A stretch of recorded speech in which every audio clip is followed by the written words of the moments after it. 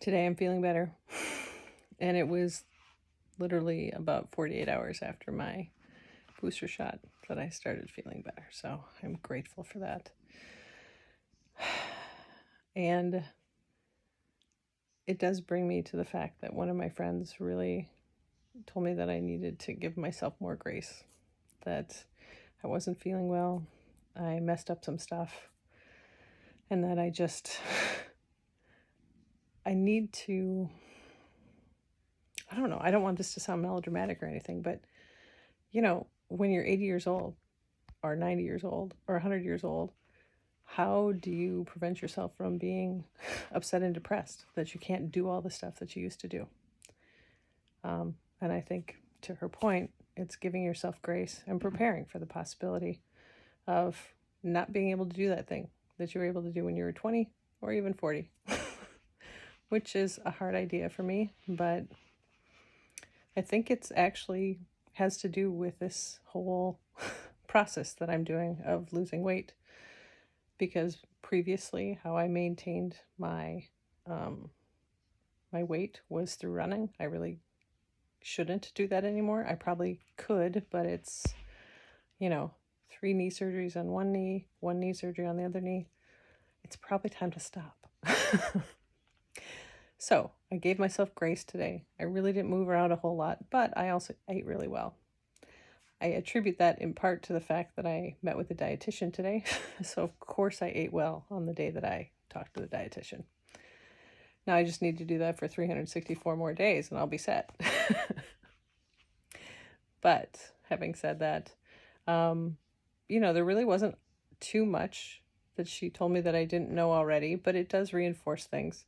Is that you can fill up on stuff, but fill up on proteins and vegetables, and just kind of keep track of your carbs, because it causes blood sugar imbalances, because the more carbs you eat, the more insulin your body has to release. And when you release insulin, it does make your blood sugar go down, which then your body responds to by asking for more food because your blood sugar is now low. So it kind of bounces back and forth.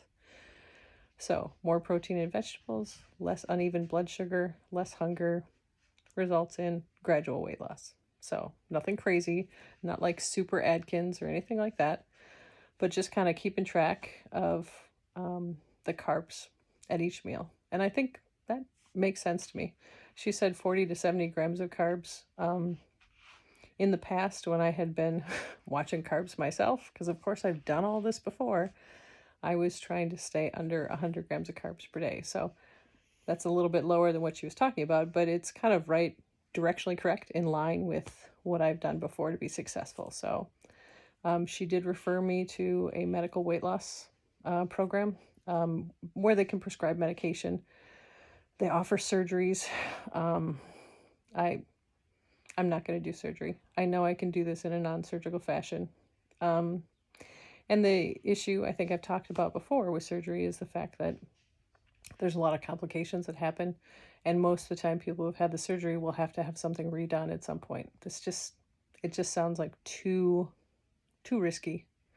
And I also think that there's a lot of developing research going on right now where they're seeing that the reason why weight loss surgery works isn't because they put a band around your stomach. It's because they mess with your stomach and your vagus nerve, which runs between your stomach and your brain.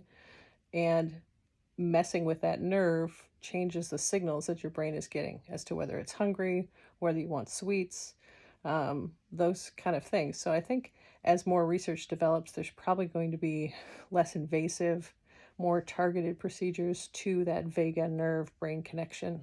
So I'm going to hold out for that. And in the meantime, if they have a medication that will help me on my next 20 pounds, sign me up. Of course, I'm going to review the potential side effects and such, but if there is something that can help me temporarily, I'm willing to take a look at it. I'm trying to keep an open mind.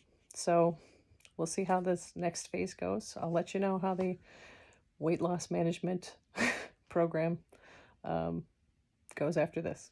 Talk to you later.